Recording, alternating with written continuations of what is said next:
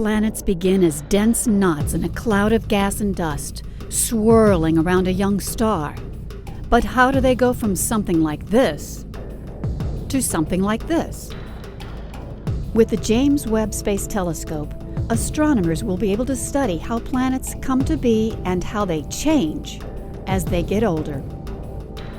After centuries of searching, astronomers are finding exoplanets just about everywhere, ranging from giant planets with masses much greater than Jupiter's to worlds only a few times more massive than Earth. But where do the planets we know best fit into the menagerie of worlds astronomers are finding? How did our solar system come to be the way it is? Why is Earth a balmy, water-rich world? And are there others like it elsewhere in the galaxy? These are the kinds of questions astronomers will address with Webb. For planets that pass directly in front of their stars, Webb will search for chemical fingerprints, identifying atmospheric gases like water vapor, carbon dioxide, and methane that absorb specific wavelengths of the star's light. Webb will also study the dusty disks where new planets form to reveal how the chemical compositions of younger and older disks change with time, and identifying how these changes are reflected in the planets we find. Such studies will be revolutionary in their own right, and by applying Webb's capabilities closer to home, astronomers will better understand planetary systems. For example, how do our asteroids, comets, and other small bodies like Pluto relate to the objects that create the dusty disks around other stars? The Webb telescope will determine the chemical and physical properties of these bodies with unprecedented sensitivity in wavelengths unavailable to telescopes on the ground.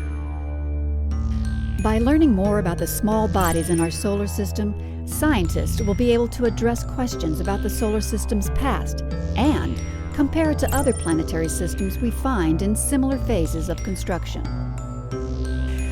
For example, did Earth's oceans arrive by impacts with small icy bodies? If so, is the same process happening elsewhere? And can we find those locations?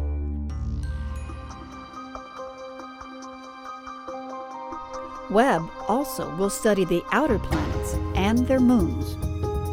Of particular interest is Titan, the largest moon of Saturn, now being explored by NASA's Cassini spacecraft.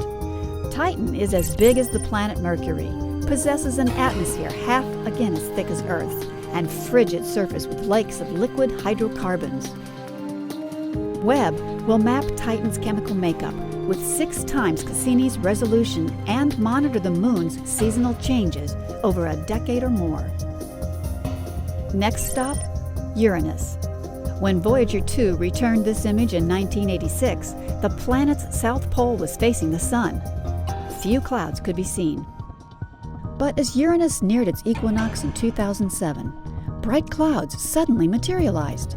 So far, scientists are at a loss to explain this profound seasonal change. During Voyager's visit, the northern hemispheres of Uranus's big moons were all in shadow.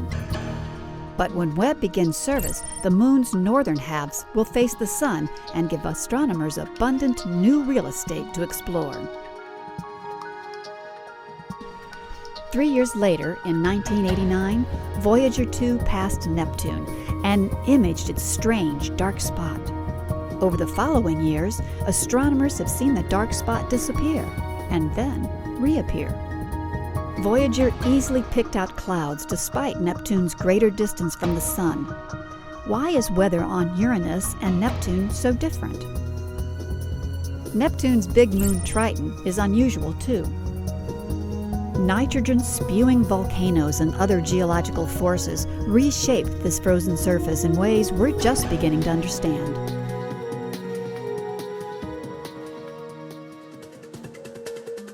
Comets, asteroids, the outer planets and their moons, and beyond them, the icy bodies of the Kuiper Belt.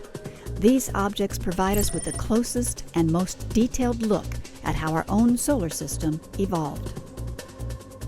The James Webb Space Telescope makes it possible to take that understanding a step further, to probe the makeup of nearby planetary systems at comparable distances from their stars.